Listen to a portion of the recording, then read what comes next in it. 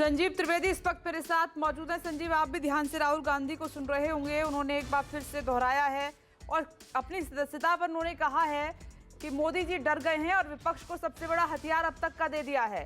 साथ ही उन्होंने कहा कि मैं थोड़ी देर में हम संजीव त्रिवेदी से बात करेंगे, उनसे संपर्क नहीं हो पा रहा है। और राहुल गांधी ने जो बातें प्रेस कॉन्फ्रेंस के दौरान कही हैं उसके हाइलाइट्स इस वक्त आप अपनी टीवी स्क्रीन पर देख रहे हैं। उन्होंने लोकतंत्र का एक बार फिर से जिक्र किया। एक तरफ बीजेपी कह रही है कि लोकतंत्र का अपमान किया और राहुल गांधी ने भी लोकतंत्र का ही हवाला दिया है। ध्यान को भड़काने की कोशिश करती है। कभी ओबीसी की बात करेगी, कभी विदेश की बात करेगी, कभी कुछ और बात करेगी, कभी डिस्क्वालिफिकेशन की बात करेगी। मगर सवाल यही है, 20,000 करोड़ रुपए, $3 बिलियन किसका था? No, look, please understand why I have been disqualified. I've been disqualified because the Prime Minister is scared of my next speech.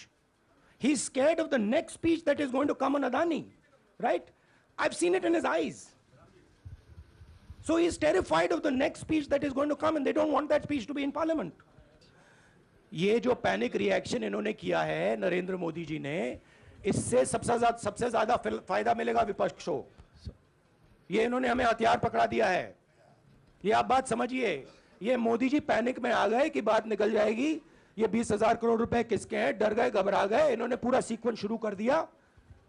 ये विपक्ष को सबसे बड़ा इन्होंने हथियार दिया है।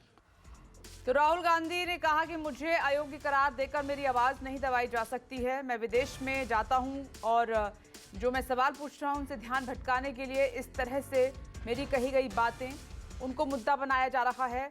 और स्पीकर से बोलने का मौका मांगता हूं तो संसद में बोलने नहीं देते हैं। अडानी से रिश्ते पर मुझे जवाब चाहिए और मैं इस पर कायम रहूंगा। ये डिस्ट्रैक्ट नहीं कर सकते हैं। साथ ही यहाँ लोकतंत्र की आवाज़ में बचाने आया हूँ। भ्रष्ट व्यक्तियों को क्यों बचाया जा रहा है? इस तरह से राहुल गांधी ने सवालों का जवाब दिया और अपनी बातें रखी। मैं किसी से नहीं डरता, देश में बोलता था, बोलता रहूंगा।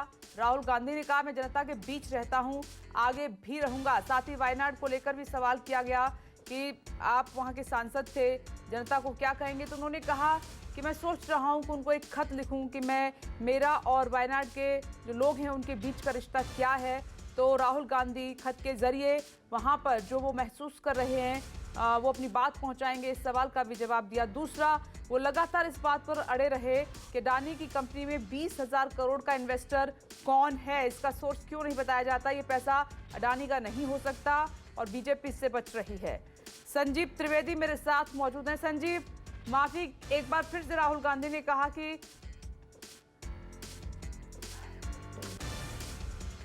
पॉलिटिकल एडिटर रमन कुमार मेरे साथ मौजूद है। संजीव त्रिवेदी से संपर्क नहीं हो पा रहा है।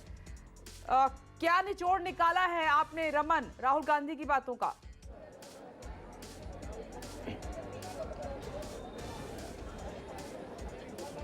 देखिए, विदेश में जो बयान राहुल गांधी ने दिया था, एक बार फिर से उसको दोहराया कि भारत में लोकतंत्र खत्म हो गया है।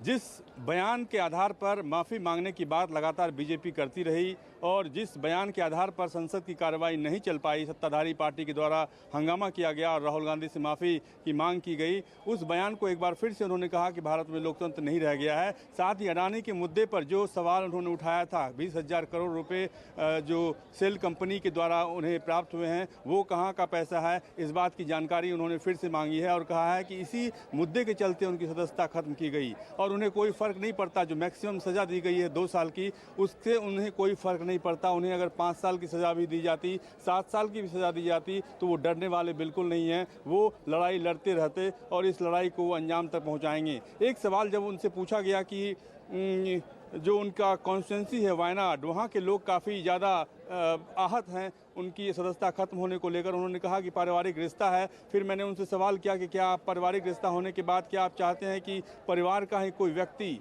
वायनाड से चुनाव लड़े, लाइक प्रियंका गांधी के नाम की जानकारी लगातार सामने आ रही है कि प्रियंका गांधी अगला उम्मीदवार हो सकती हैं कांग्रेस पार्टी की तरफ से वायनाड से, क्योंकि राहुल गांधी नहीं चाहते हैं कि कोई बाहर का व्यक्ति वहां से उम्मीदवार हो और वो परिवार का सदस्य ही कोई हो।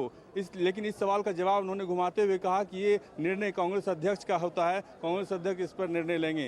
यानी कि तमाम सवालों का जवाब देते हुए राहुल गांधी काफ़ी कॉन्फिडेंट नज़र आ रहे थे और कॉन्फिडेंस नज़र आने के साथ ही उन्होंने ये जताने की कोशिश की कि इस निर्णय से वो डरने वाले नहीं हैं, लगातार वो संघर्ष करेंगे। आगे आने वाले समय में जो पूरी पार्टी उनके साथ है, परिवार उनके साथ है, वो परिवार और पार्टी को लेकर आगे आने वाले समय में पूरा संघर्ष उनका जारी रहेगा।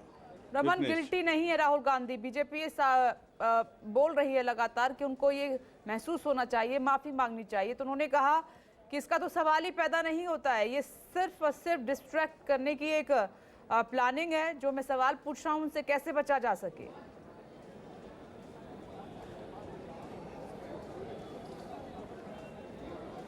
बिल्कुल, और एक जो लगातार वो अपने इस सवाल का जवाब देते हुए अपनी बात को दोहराते हैं कि मेरा नाम राहुल गांधी है, राहुल सावरकर नहीं। आज भी उन्होंने इस सवाल को दोहराया, इस जवाब को दोहराया कि उनका नाम राहुल गांधी है, राहुल सावरकर नहीं। यानी कि पहले जो उनका स्टैंड था इन सारे मुद्दों पर, वो स्टैंड यथावत उनका कायम रहा है, कहीं भी स्टैंड में कोई परिवर्तन नहीं हुआ है। राहुल गांधी यही बात कहने की कोशिश आज प्रेस कॉन्फ्रेंस में उन्होंने कही कि जब इतना बड़ा निर्णय, उनकी सदस्यता खत्म करने का निर्णय लिया गया लोकसभा सेक्रेटरीट के द्वारा, उसके बाद भी वो आहत नहीं है, उसके बाद भी वो पश्चाताप नहीं कर रहे हैं अपने बयानों के आधार पर। उन बयानों को उन्होंने फिर से दोहरा के एक बार फिर से साबित कर दिया कि उन बयानों से उन्हें कोई पश्चाताप नहीं है, पछतावा नहीं है। जो बयान उन्होंने विदेश में दिया था वो बयान पर अभी भी वो कायम है और बयान को जानबूझकर तोड़ मरोड़ कर पेश करने की कोशिश की जा रही है सत्ताधारी पार्टी के द्वारा।